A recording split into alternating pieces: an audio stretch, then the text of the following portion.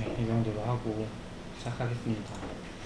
첫 번째 부분을 뭐 비교해서 보면 사실 지난 시간까지 계속 이야기했던 거예요. 상태 두 개랑 특정 네 개, 이게 정말 중요하다라고 했고, 다시 한번 말씀을 드리면 얘는 이게 정말 중요하기 때문에 한 번 더 말씀드리면 상태 두 개는 캣이라는 걸 얘기했고, 캣 안에 정보가 모두 들어있다.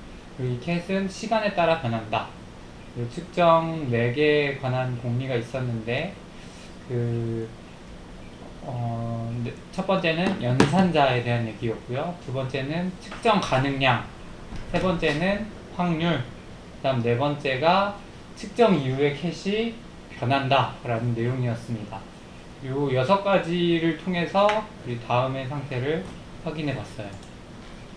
두 번째 상태는 우리 노벨 물리학상 수상자에 대해서 이야기를 간단히 나눴습니다. 왼쪽에 두 사람은 수정된 벨 부등식을 증명하는 데 성공했고, 오른쪽에 있는 사람은 양자 순간 이동을 확인했다고 했어요.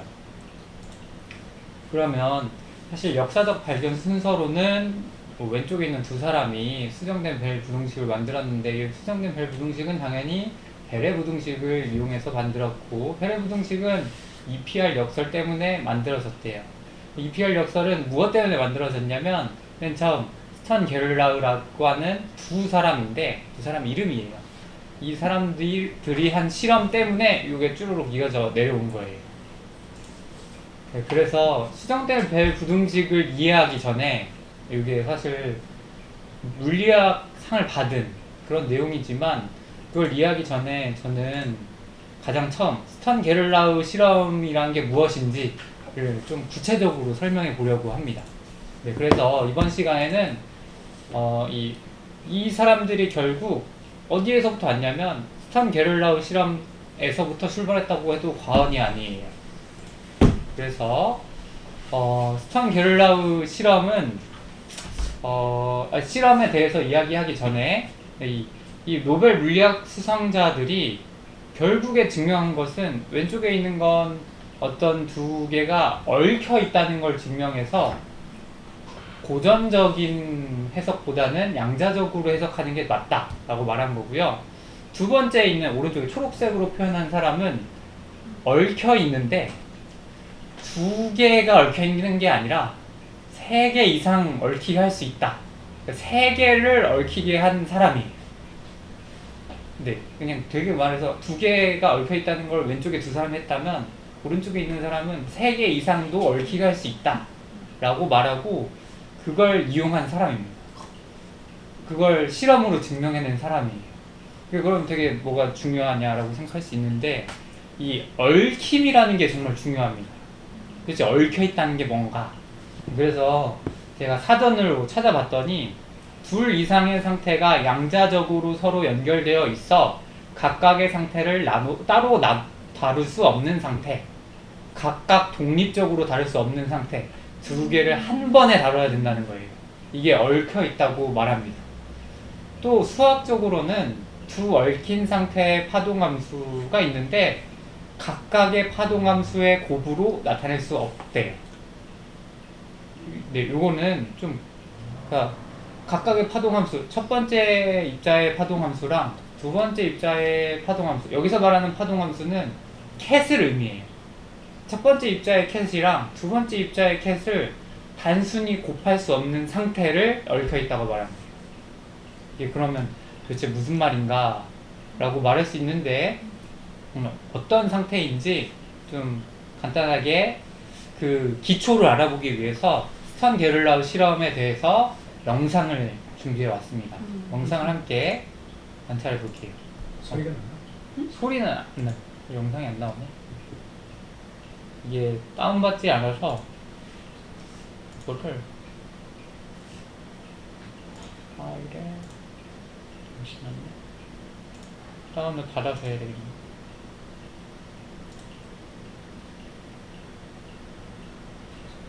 소리가 있는 영상은 아니고 그냥 설명하기 위한 영상이라서 이렇게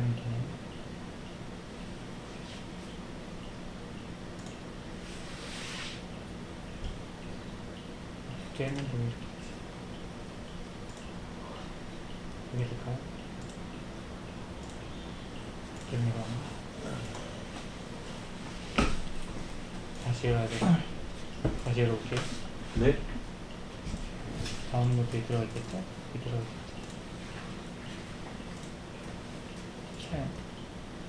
저 한번 방송에서 네, 맞아요. 예. 기후 캡처. 윈도우 디스플레이 캡처. 캡처. 네. 윈도우 캡처. 이렇게 하면 아마 아, 된 거예요? 된 거죠. 이렇게 하면 윈도우가 캡처돼서. 네. 디스플레이 설정을 쇼 복제 이렇게 될 거예요. 그럼 얽혀있다는 게 뭔가 영상을 통해 확인해 볼게요.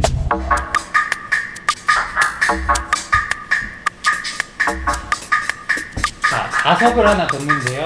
밑에 쪽에 흰색은 N극이고 위쪽에는 S극이에요. 그리고 아주 조그만 자석을 그 큰 자석에 통과시키는 겁니다. 그러면 N극이 밑에 있을 때는 얘가 위로 올라가요. 원래 있던 것보다 위로 올라갑니다. 그 수직으로 하면 그냥 통과하고요. N극이 밑으로 가면 밑으로 가요.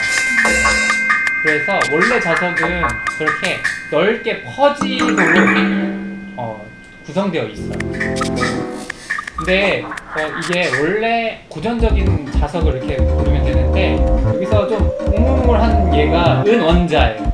은원자를 저 자기장 안에다가 쏘아봤더니 은원자가 쫙 펼쳐지는 것이 아니라 위쪽 아니면 아래쪽으로만 단축됐다는 거예요. 쫙 펼쳐져야 되는 게 정상적인 것 같은데 그러지 않았다는 거예요. 그래서 여기서 말하는 건 하나는 위쪽 하나는 아래쪽이니까 그냥 간단하게 영어권의 사람들은 위쪽은 업이고 밑에 쪽은 다음이다 이렇게 말을 하는 거죠. 네, 근데 되게 신기한 거는 이거를 모형으로 나타낸 건데요. 그림으로 나타냅니다. 1번이 은 원자를 쏠 수 있는 소스예요. 은 원자를 쏘면 그 불균일한 자기장 속에서 은 원자가 이렇게 5번처럼 나타난다는 거죠. 4번은 예상하는 값이었어요. 쫙 펼쳐진 걸로 예상했는데 실제로 측정해서 보니까 5번처럼 하나는 위쪽, 하나는 아래쪽 둘 중에 하나밖에 측정이 되지 않더라. 이게 결국에는 연속적인 것을 예상했지만 불연속적인 값이 나왔어요. 그래서 뭔가 띄엄띄엄 있다, 양자화되어 있다 라고 표현을 한 겁니다. 이 사람들이 근데 하나의 이 불균일한 자석만 가지고 실험하진 않았어요. 조금 특별하게 실험을 합니다. 이제는 2번에 걸쳐서 실험을 해요. 소스가 있고요. 그리고 불균일한 자기장에 걸쳐 봤어요. 그래서 이 사람들이 말하기로는 위아래 방향이 Z 방향이에요. 그래서 위아래 방향으로 Z 방향인 것을 확인해 봤더니 위쪽으로 올라가는 것들이 있었단 말이죠. 그래서 위쪽으로 올라가는 것을 다시 한번 이 실험 장치에다 통과시켜 봤어요. 그랬더니 원래 경로보다 위쪽으로 올라가는 것밖에 측정이 되지 않았다는 겁니다. 아래쪽으로 되는 건 하나도 없었대요. 이건 너무나도 조금 당연한 사실입니다. 뭔가 위로 올라가는 게 있었는데 얘를 다시 통과시켰더니 위로 올라갔더라. 아래로 내려가는 건 없더라. 그 다음 요거는 위에 모형을 나타낸 거고 밑에는 그림으로만 나타낸 거예요. 소스가 있고 스턴 게를라우 실험에서 G축으로만 측정을 했더니 플러스인 것만 측정이 됐고 플러스인 것과 마이너스인 것이 측정이 됐다. 그걸 다시 한번 측정했더니 플러스인 것은 나왔는데 마이너스인 것은 나오지 않았더라. 그 다음 두 번째 실험입니다. 두 번째 실험은 소스에서 은 원자를 통과시켰더니 G축 방향으로 플러스인 것과 마이너스인 것이 나온 건 똑같았어요. 이번에는 이 자기장의 방향을 90도 회전시킵니다. X축 방향으로만 옮겼어요. 그랬더니 되게 신기하게 X축의 플러스인 방향과 X축의 마이너스인 방향으로 둘 다 뭔가 회전을 한다는 얘기죠. 둘 다 측정이 됐대요. 이렇다는 뜻은 뭔가 지축으로 플러스인 속성을 가진 어떤 은 원자는 x축으로 플러스인 것과 x축으로 마이너스인 속성을 둘 다 가지고 있었구나 라고 생각이 들었다는 거죠. 여기까지도 조금 이해가 돼요. 왜냐면 방향이 다르니까 하나의 속성만 가지고 있다고 해서 다른 속성을 가지고 있지 않다는 말이 아니잖아요. 둘 다 가질 수 있다 라고 이해가 가능합니다. 이 마지막이 이해가 안 가요. 마지막 실험을 한번 볼게요. 소스에서 첫 번째 실험 장치를 통과시켰습니다. 플러스인 것만 따로 x축을 통과시켜 봤어요. 그랬더니 x축으로 플러스인 거, x축으로 마이너스인 거가 나왔습니다. 그리고 다시 g축으로 통과시켰더니 플러스인 것과 마이너스인 것이 동시에 나왔어요. 이 실험의 결과를 확인할 때 이게 똑같은 은 원자일 거거든요. 똑같은 은 원자일 텐데 G축으로 플러스인 놈을 어떻게 다시 한번 X축으로 한번 다시 측정을 했더니 이 측정의 상태가 바뀌었다는 거죠. 그래서 G축으로 마이너스인 애가 여기가 중요해요. 여기에서는 플러스인 놈들만 통과시켰거든요. 마지막에는 마이너스인 놈들도 측정이 됐다는 거예요. 뭔가 이상합니다. 그거 기초 원리 때문에 그래요. 기초 원리가 어떻게 해야 돼요? 그 측정하면 상태가 바뀐다. 측정하면 어떻게 상태가 바뀔까요? 실험 뭔지 모르지만 상태가 바뀐다고 써놨었어요. 시간. 측정하면 어떤 상태가 바뀔까요? 측정 후에는 상태가 바뀐다. 측정 후에는 상태 그래서 어떻게 바뀌는 걸까요? 앵무새. 그러니까 측정 우리가 초기 배운- 리셋. 상태가 바뀐다. 초기 리셋이 돼요. 그러면 리셋이 된다. 네. 처음에 모든 가능성이 열려져 있는 상태가 돼요. 그러면 이때는 왜 안 그랬을까요? 그거는 이전에 그러니까 새로운 측정이 아니에요. 기존의 측정을 그대로 했어요. 기존의 측정을 그대로 한 거랑 새로운 측정이랑은 뭐가 다를까요? 그러니까 뭔가 축의 방향이 달라졌어. 바뀌었다. 맞아요. 축의 방이 바뀌었어요. 그러니까 측정 방향이 바뀌었으니까 새로운 측정이 아니에요. 맞아요. 여기서 말하고자 하는 것은 지금 뭔가 똑같은 방향으로의 측정은 응, 뭔가 동일한 것 같고, 응. 그렇죠? 동일한 측정인 것 같은데 그래서 상태가 변하지 않아요. 근데 방향을 바꿔서 측정을 하면 무언가 상태가 바뀝니다. 리셋이 돼요. 리셋이 돼요. 처음에 상태가 돼요. 네네. 가능성이 다 열리게 돼요. 여기까지도 좀 이해가 됐나요? 어느 정도 이쪽 분은 이제 부 선생님은 이해가 어느 정도 되신 것 같고 다른 분들도 혹시 이게 이해했나 질문해 주세요. 네. 그러면 만약에 얘는 지금 X축 방향으로 움직였는데 네. 만약에 Y축 방향으로의 그 자석으로 옮겼어요. 네. 그래도 위와 같은 결과가 나타날까요? 네. Y축 방향으로는 자석을 만들 수가 없어요. 만들 수가 없어요. 그럼에도 불구하고 다른 방향이라면 될 것 같아요. 네네. 네. Y축 방향으로도 뭔가를 통과시키면 될 수도 있을 것 같아요. 네. 그러면 자석을 Y축 방향으로 놓을 수가 없잖아요. 이렇게 휘면 되지. 그 어떻게 나와요? 쏜 거를 이렇게 아래로 이렇게 하면 될 거 아니야. 위아래로 통과시키면. 위아래로 통과시키게 할 수 있을 네. 것 같아요. 그냥 이 플러스로 된 것을 우리는 사실 놓을 수 없잖아요. 거울 같은 거는 이렇게 반사시키면 나가서 되잖아요. 하면 되잖아. 네, 방향만 바꾸면 그걸로 돼요. 반사시키면 어쨌든 측정이 새로 생겨요. X축으로만 들어가면 된다. 맞아요. 바뀔 것 같아요. 네, 결과는 바뀐다는 겁니다. 아. 그러면은 이게 사실 솔직히 말해서 G 방향이라고 하는 거는 과학자들이 임의로 정의한 방향이에요. 네. 그렇죠? 네. 이게 X가 될 수도 있고 Y가 될 수도 있어요. 맞아요. 그 임의로 정한 방향이라는 게 그럼 이게 항상 그런 거냐? 그러니까 좀 더 구체적으로 설명을 하자면 이 과학자들이 임의로 정한 방향이라고 하는 것은 솔직히 임의로 정한 방향과 그 수직인 나머지 두 개의 방향 간에 서로 측정을 할 때 다시 문장을 다시 말하면 임의로 정한 방향과 그 방향의 수직 방향으로의 측정 이 두 개의 측정이 서로 뭔가 상태를 바꿉니다. 근데 궁금한 게 있어요. 네. 저기 이제 상태를 바꿔서 통과한 양의 정도는 측정이 된답니까? 아니면 한쪽이 더 우세하게 많아 있나요? 무슨 말이에요? 그러니까 저게 지금 맨 처음에 지축으로 나 통과를 했잖아요. 네. 그래서 위에 있는 것만 뽑았잖아요. 네. 바꿨을 때 양쪽 다 나오잖아요. 그럼 그 양쪽이 동일한 개수로 네, 나오나요? 맞아요. 동일한 아니면 개수로 나와요. 동일한 개수로 나와요. 네, 네. 나눠준대. 네. 위치를 바꿨는데 네, 네.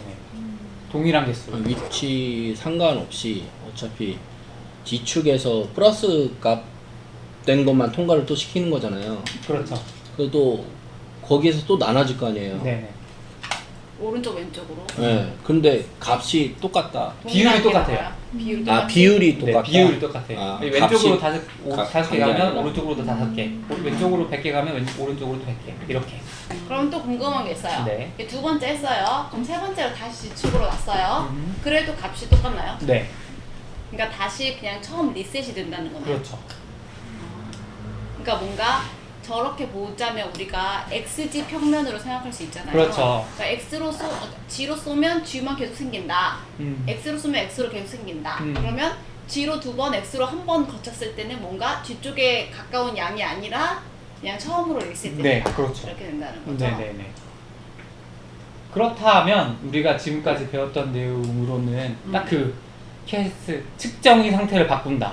이거밖에 없잖아요. 우리가 배우면 네네네. 측정의 상태를 바꾼다. 하더라도 이게 솔직히 측정의 상태를 바꾼다고 말하면 여기서 이걸 말하면 아무도 믿지 않아요. 왜요? 왜냐하면 이건 과학적인 현상인데 이 과학적인 현상을 설명하는 설명 체계로 측정의 상태를 바꾼다라고 말하면 아무도 믿지 않는단 말이죠. 그런데 지금까지의 양자역학은 측정의 상태를 바꾼다라고 설명하는 게 이걸 설명하는 가장 합리적인 이론이라는 거예요.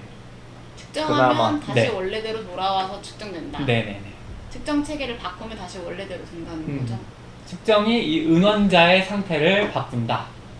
이 특별히 들어는 봤을 건데요. 어떻게 말하냐면 지금 이 실험은 은원자의 스핀 상태를 측정하는 실험이에요. 스핀이라고 혹시 들어보셨는지 모르겠지만 스핀은 이제 돌아가는 그죠. 뭔가인데요. 뭔가 돌아간다는 의미로 사용했는데 실제로 돌아가는 건 아니에요. 이게 조금 더 면밀하게 따지자면 그냥 네 이걸 혹시 모르는 다른 사람들을 위해서 정의를 굳이 말하자면 각 운동량인데 이게 intrinsic angular momentum이라고 부릅니다. intrinsic을 영어로 그러니까 영어에서 한글로 검색하면 본질의 의미가 있어요. 뭔가 본유관념과 비슷한 게 있어요. 그러니까 뭔가 얘가 독특한 고유하게 가지고 있는 가운동량을 말합니다. 실제로 우리가 자성을 가지고 있는지 자성을 가지고 있지 않는지를 확인하려면 전기적인 신호를 쏴주면 돼요. 전기적으로 뭔가 하나는 플러스 쪽으로 가고 하나는 마이너스 쪽으로 가는지 확인해 보면 은원자는 전기적으로 중성이래요. 근데 비균일한 자기장 속에서는 이렇게 위아래로 업이나 다운으로 쪼개진다는 겁니다. 그래서 은원자라는 이 원자의 속성은 뭔가 본유의 가운동량을 가지고 있구나 라고 생각하고 있었어요. 네, 이게 굉장히 어려운 실험인데 진짜 어려워요. 근데 이거는 솔직히 말하면 입자 한 개만 말한 겁니다. 제가 말하고 싶은 거는 얽힘이었어요. 얽힘은 입자 한 개가 아니라 두 개가 뭔가를 어떻게 한다는 거예요. 근데 그래야 얽혀 있다고 말하죠. 하나만 있다고 해서 얽혀 있다고 말하진 않아요. 지금 제가 말하는 이 실험은 입자 한 개가 어떻게 행동하냐를 말한 거고 이 이후에는 입자 두 개가 어떻게 연결되어 있는지 확인해 볼 수 있다는 거예요. 그러면 입자 한 개는 이러한 속성을 가지고 있는데 첫 번째 A라는 입자랑 B라는 입자 두 개가 있다고 생각을 해볼게요. 그러면 만약에 A 입자는 이 스핀이라는 걸 측정했을 때 하나는 위로 가고 하나는 아래로 가고, 그리고 측정하는 방향은 X축이나 Y축이나 Z축이나 이렇게 측정할 수 있는 방향이 세 가지가 있단 말이죠. 그리고 B라는 입자도 측정하는 경우는 업 아니면 다운이고요. 측정하는 방향은 X나 Y나 Z나 이렇게 총 세 가지가 있어요. 근데 얘네 둘을 단순히 곱한 상태, 그러니까 A의 상태랑 B의 상태를 단순히 곱한 상태로 있는 게 아니라는 거예요. 양자역학적인 결론은 첫 번째 상태, A 상태가 업이고 B 상태가 업이고, A 상태가 업이고 B 상태 다운이고, A 상태 다운이고 B 상태 업이고, 둘 다 다운이고, 이 네 가지의 상태로, 그러니까 단순히 곱한 거거든요. 이 두 개는 단순히 곱한 상태로 생각을 했는데 실제로는 그렇지 않다는 거죠. 실제로는 하나, 둘, 셋, 넷. 첫 번째랑 네 번째는 이해가 가능한데 이 두 번째랑 세 번째가 좀 이상해요. 두 번째는 여기 업 다운과 다운 업이 그냥 선형 상태로 돼 있고 뭔가 나누어져 있어요. 자, 이렇게 얽혀 있는 상태에서는 이 얽혀 있는 상태가 됐다고 했을 때 만약에 A를 측정했는데 업이 됐어요. 그럼 당연히 B는 다운이 돼야 돼요. 왜냐면 여기는 A가 다운인 상태거든요. 그리고 마찬가지로 밑에 있는 거 보면 A가 업이면 B는 다운이고 A가 다운이면 B는 업인 그런 상태가 얽혀 있어요. 이런 상태가 얽혀 있다고 표현을 해요. 네, 그래서 제가 사실 이 얽힘을 뭔가 여기 페이지에서 여기 페이지까지는 어느 정도 이해하겠는데 얽힘이 나와버리네. 네, 이 페이지에서 이 페이지로 넘어갈 때는 사실 논리적으로 굉장한 비약을 많이 섞었어요. 많이 섞었습니다. 굉장한 비약을 많이 섞었어요. 뭔가 그럴듯한 듯 아닌 듯 하면서 그냥 뭐 이렇게 얘기했단 말이죠. 그래서 고민을 엄청 많이 하는데 수식을 굉장히 많이 전개해야 돼요. 하나하나 다 따져가면서 이게 맞는지 틀린지를 점검하면 아, 이게 맞구나 라는 걸 정확하게 알 수 있는데 이걸 수식을 다 뺀 상태에서 뭔가 설명하기에는 시간이 너무 오래 걸린다. 이런 한계 때문에 일단은 뺐습니다. 그래서 사실 고민이 아닌 고민은 이 양자역학을 설명하는데 결국 목적은 그 비국소.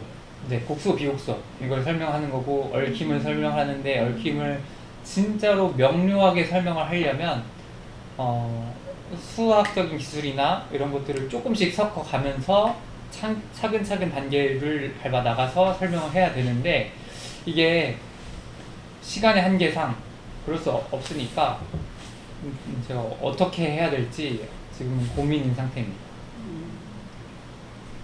아까 은원자 네. 그 설명해 주실 때 여기에서 은원자가 이렇게 쏘잖아요. 네. 은원자를 쏠 때 은원자의 양도 나와요? 아니면 그냥 비율만 나오는 거예요? 은원자의 양. 쏠 때의 양을 말하시는 예, 거예요? 예. 쏠 때의 양은 사실 몰라요. 아, 몰라요. 네. 그럼 어떻게 이 양자 하나를 쏜다는 거 아니에요? 네? 그러니까 그 양을 알 수 있냐고 몇 개를 쐈는지 그걸 알 수 있기 때문에 비율을 알 수 있는 거 아닌가요? 이제 정확하게 그것까지는 확인을 못 해봤어요. 근데 알 수 있을 거라고 예상은 해요. 꽤 무겁거든요, 은원자는. 하나를 쏠 수 있을 거라고 예상해요. 그럼 저 실험이 주는 의의는 뭐죠? 저 실험이 주는 의의는 네. 은원자는 스핀을 가지고 있다. 음. 이게 이 실험을 가지는 의의예요. 근데 스핀은 자기 맘대로 한다. 뭐라고요? 자기 맘대로 스핀한다. 정해진 규칙 없이. 정해진 규칙이 어느 정도 있죠. 근데 어느 정도 있지만 측정만 바꾸면 다시 리셋이 된다. 그렇죠. 그렇기 때문에 은원자를 바탕으로 했지만 인간은 모두 원자로 되어 있다. 네. 그렇다는 거는 뭔가 특정 상태가 똑같은 상태라면 그 상태는 변하는데 상태가 일정하게 뭔가 규칙성을 보이는데 새롭게 보면 항상 가능성이 있다. 환경에 따라 바뀐다는 거잖아요. 어떻게 보면 그럴 수 있죠. 환경에 따라 바뀐다는 거죠. 왜냐하면 얘도 결국엔 어떤 주어진 환경이니까요. 이 실험 자체가 그 주어진 환경이잖아요. 환경을 바꾸면 새로 출발할 수 있는 상태가 된다. 그렇죠. 이거잖아요. 그럴 수 있다는 거죠. 그러면 이거는 스핀을 측정을 한 건데 네. 스핀은 어쨌든 회전력이잖아요. 그렇죠. 속도가 있을 거 아니에요. 그게 속도 값이 1번, 2번, 3번 조건을 통과했을 때 처음에 쏠 때 속도 값이랑 마지막에 측정됐을 때 결과치의 속도 값이 다른지 그게 궁금하거든요. 영향을 줄 수 있지 않냐? 네, 왜냐면 조건에 다르니까. 그리고 마지막에는 어쨌든 다시 원점으로 온다 했을 때 그러면 값도 같으면 좀 이해는 될 것 같은데 값이 다르다 그러면은 그건 또 이해가 좀 안 속도에 되거든요. 영향이 있을 수도 있지 않을까? 뭔가 네. 빨리 썼을 때랑 천천히 썼을 때랑 비율이 달라질 수도 있지 않을까? 그렇지는 않다는 거예요. 네. 그러니까 속도는 항상 똑같아요. 그러니까 속도에 변화가 영향을 주지 않았을 때 저렇게 아니 등속도 속도는 운동을 똑같이 했을 때 뭐 10에 대한 속도로 쏜다고 치면 측정 그 환경에 따라 그 결과치가 똑같이 10으로 떨어지는 건지 아니면 처음에 하나 통과했을 때 10, 두 개 통과했을 때 20, 뭐 이런 식으로 되는 건지. 측정 기기에서 예, 어떻게 왜냐면 되는지. 구간이 다르니까 네. 구간에서 마지막 구간이니까는 마지막에는 다시 원점으로 오잖아요. 원점일 때 속도가 같은 건 그게 궁금하죠. 나 궁금하다. 그건 한번 알아볼게요. 제가 알아볼게요. 뭔가 실험 장치를 뭐 진공으로 했는지 어떻게 했는지 막 그거 좀 구체적으로 한번 알아볼게요. 어렵다. 몇 분들은 멍하고 아는 사람들은 멍하죠? 네. 그냥 지금 뭔 얘기 하는지 도대체 못 알아듣는데. 아니 이게 뭐 저기 수학적으로 풀면 어려운데 구조학적으로 접근을 하면 조금 알 수 있을 것 같아요. 그래요? 왜냐면 할 때마다 다르고 뭐 그럴 수 있죠. 예, 그러니까는 구조학적으로 설명을 할 수 있으면 또 접근을 할 수 있을 것 같은 느낌이 있어서. 자, 다 했어요? 네네네. 오늘 제가 계속 해봐. 수정 게릴라 실험을 오늘 알게 된 거죠? 그렇죠? 스텐, 네. 게릴라, 그러면 코에 제가 설명하고 싶은 것은 사실 솔직히 말하면 스핀을 설명하고 싶어요. 스핀은 네, 스핀을 설명하는 게 목적입니다. 스핀을 설명해야 얽힘을 설명할 수 있고요. 얽힘을 설명해야 이 두 가지 입장의 얽힘을 설명해야 세 가지 입장의 얽힘을 설명할 수 있고, 그래야 그 맨 마지막에 오른쪽에 있던 자일링거가 이 얽힘을 이용해서 어떻게 컴퓨터를 만들어내려고 하는지, 양자 컴퓨터가 얽힘을 이용한 거거든요. 이 두 개의 비트, 그러니까 지금의 고전 컴퓨터는 0 아니면 1의 비트를 이용해서 컴퓨터를 만들어내는데 양자 얽힘을 이용해서도 컴퓨터를 만들어내려고 해요.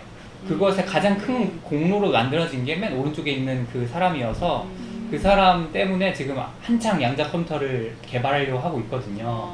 이미 만들었어요. 그럼 네, 맞아요. 이거를 알면 난 기분 0, 1로 컴퓨터를 만들 수 있듯이 얽힘으로 뭔가 컴퓨터를 만들 만들 수 수 있구나 이거를 있구나를 알게 된다는 거죠. 공유 결합 이런 것도 들어가나요? 공유 결합의 개념은 안 들어가요.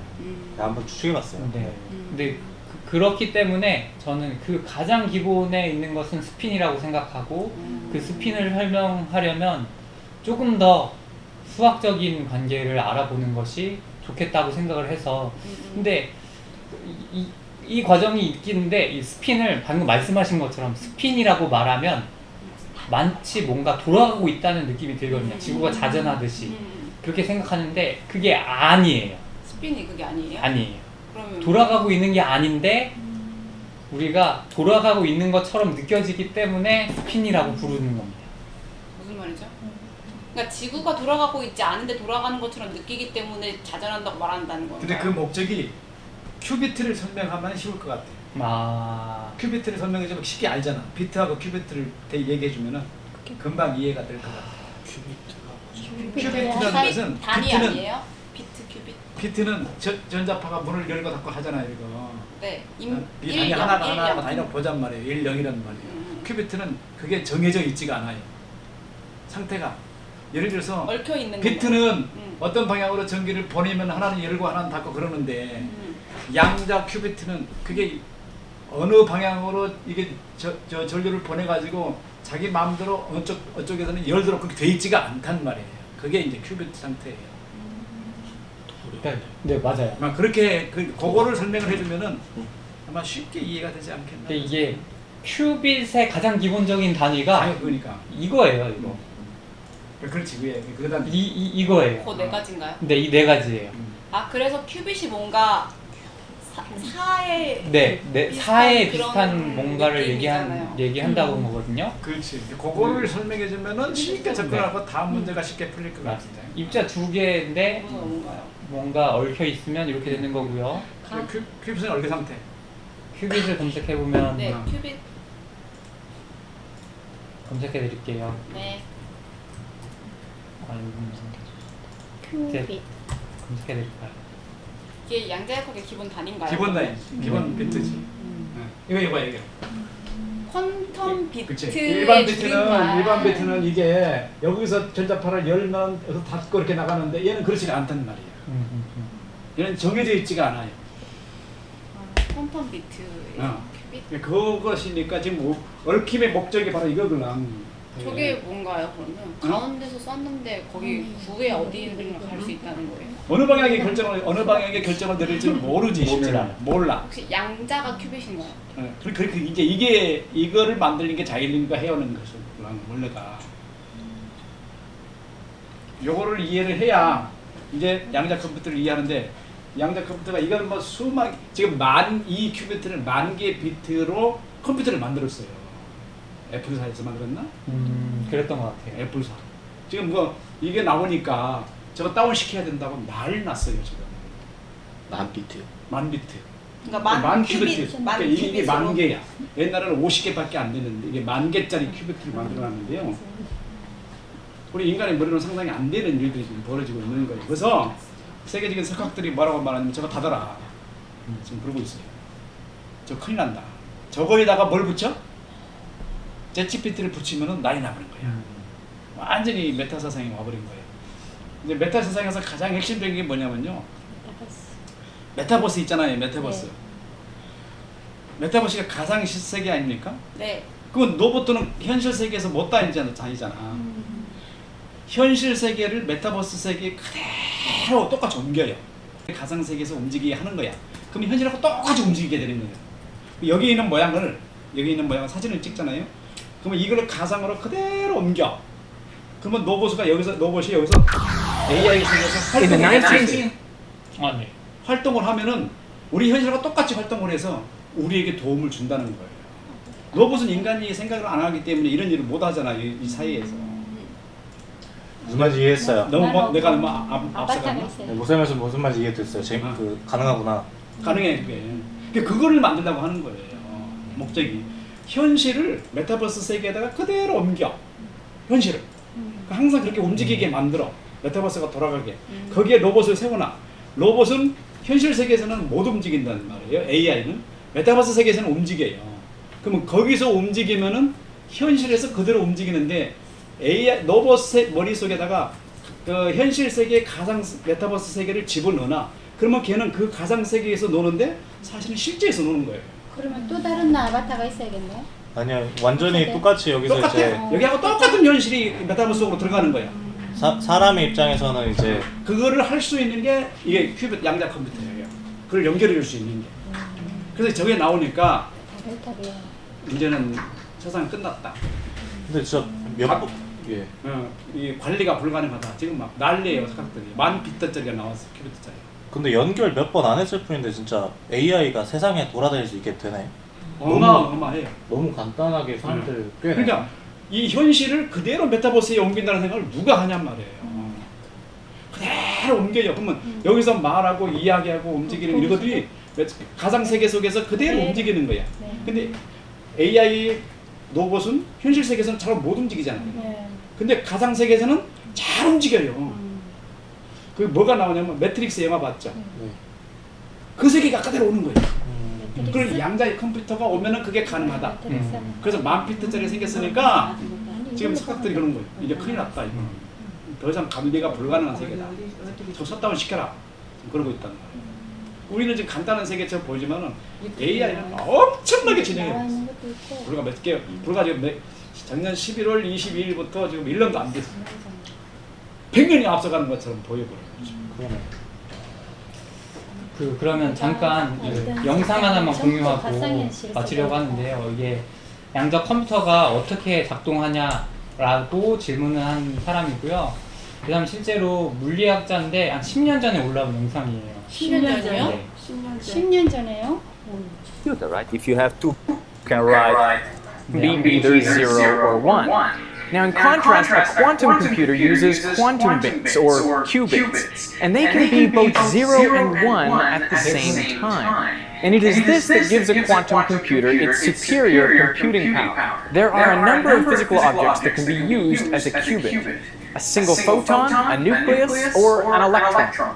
I met up with researchers who are using the outermost electron in phosphorus as a qubit. But how does that work? Well, all electrons have magnetic fields, so they're basically like tiny bar magnets. And this property is called spin. If you place them in a magnetic field, they will align with that field, just like a compass needle lines up with the magnetic field of the Earth. Now this is the lowest energy state, so you could call it the zero state, or we call it, for the electron, spin down. Now you can put it in a 1 state or spin up, but that takes some energy. if you took out the glass from your compass, you could turn the needle the 방향을 other way. You 바꾸려면 would have to 에너지가 apply some 필요하다 force to 이런 it. 의미였어요. Push it to flip to the other side. And that is the highest energy state. In principle, if you were so delicate to really put it exactly against the magnetic field, it would stay there. Now so far this is basically just like a classical bit. It's got 2 states, spin up and spin down, which are like the classical 1 and 0. But the funny thing about quantum objects is that they can be in both states at once. Now when you measure the spin, it will be either up or down.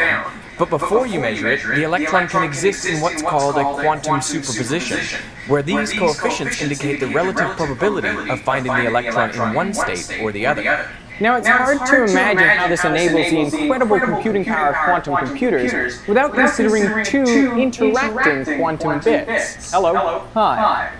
Now there are 4 possible states of these 2 electrons. 네, 이게 방금 제가 PPT에 수식으로 설명한 상태예요. 4가지 상태가 근데 왜 아까는 루트 2를 밑에 나눴어요? 그거는 노멀 확률이라고 한 거 아니야? 확률이어서 전체 크기를 You 1로 could think that, well, it's just like 2 bits of a classical computer, right? If you have 2 bits, you can write 0, 0, 0, 1, 1, 0, 1, 1. Right? There's 4 numbers. But these are still just 2 bits of information, right? All I need to say to determine which one of the 4 numbers you have in your computer code is the value of the first bit and the value of the second bit. Here instead, quantum mechanics allows me to make superposition of each one of these 4 states. So I can write a quantum mechanical state which is perfectly legitimate, that is some coefficient times this, plus some coefficient times that, plus some coefficient times that, plus some coefficient. So to determine the state of this 2-spin system, I need to give you 4 numbers, 4 coefficients. Whereas in the classical example of the 2 bits, I only need to give you 2 bits. So this is how you understand why 2 qubits actually contain 4 bits of information. I need to give you 4 numbers to tell you the state of the system. Whereas 네, 지금 말하는 것은 두 개의 비트로라면 그냥 2개의 뭔가의 상태로만 할 수 있는데 2개의 전자를 이용해서 4개의 비트를 만들어낼 수 있다는 거예요. 4개 서로 다른 개수가 필요하니까 4개의 비트를 만들어낼 수 있고 그러면 이 4개의 비트로 뭔가를 할 수 있다는 겁니다. if we make 3 spins, you would have 8 different states and it will give you 8 different numbers. 차이는 사실 양과 속도 차이. 그럴 수도 있는데 수많은 양과 속도가 데이터가 예를 들어서 지금 현실 데이터를 가상에 옮기려면 엄청난 데이터를 옮겨야 되잖아요. 그렇죠, 그렇죠. 이 많은 데이터를 2비트짜리는 힘들어요. 맞아요. 일반 비트는. 근데 큐비트는 양이 이제 거의 무제한이라도 가능해요. 그렇기 때문에 한꺼번에 뭔가 싹 옮기는데 양자가 가능한 거예요. 그리고 실시간으로 변화하는 현실 거를 반영하려면 속도도 빨리 필요한 속도가 엄청나게 빨라. 근데 이 사람이 말하는 핵심은 사실 여기 진짜 있고 이게 있는 게 아니지. 추진은. Whereas classical is just 네, 3 bits. 이렇게 한다고 하더라도 If you keep going, what you find is that the amount of equivalent classical information contained by n qubits is 2 to the power 이 n. 사람이 양자역 지식을 말하기 때문에 우리에게는 어려워. 네. 말해. And of course, the power of exponentials tells you that once you have, let's say, 300 of those qubits in what we call the fully entangled state, so you must be able to create these really crazy states where there is a superposition of all triangles being one way and another way and another and so on. Then you have like 2 to the 300 classical 데이터를 qubits, 보낼 수 있다는 게 이해가 돼요. which is as many particles 그게 as there are. 가능해야만이 우리 현실을 But there's a 발견할 catch. 수가 있다는 거예요. Although the qubits can exist in any combination of states, when they are measured, they must fall into one of the 네, 여기가 bases. 진짜 중요해요. And all the other information about the state before the measurement is lost. So you don't want generally to have as the final result of your quantum computation something that is a very complicated superposition of states, because you cannot measure superposition. You can only measure. 네, 지금 이 사람이 중첩되어 있다고 하고 이러한 기본 상태 중 하나만 측정될 수 있다고 말하는데 엄청나게 많은 조합들이 있어요. 첫 번째 더하기, 두 번째 더하기, 세 번째 더하기, 네 번째 더하기, 다섯 번째 더하기 했지만 그건 하나의 캣일 뿐이고 저희가 무언가 하나를 딱 측정하면 나머지가 싹 사라지고 이거 하나만 남는다는 거예요. 그래서 측정 이후에 상태가 바뀌는 거예요. 저 그 궁금한 게 있어요. 네. 사실 00, 01, 10, 11 보면 저 같은 네. 경우에는 논리회로 생각나거든요. 그렇죠. 그런 거 확 바뀌어버리나요, 개념이? 확 바뀌죠.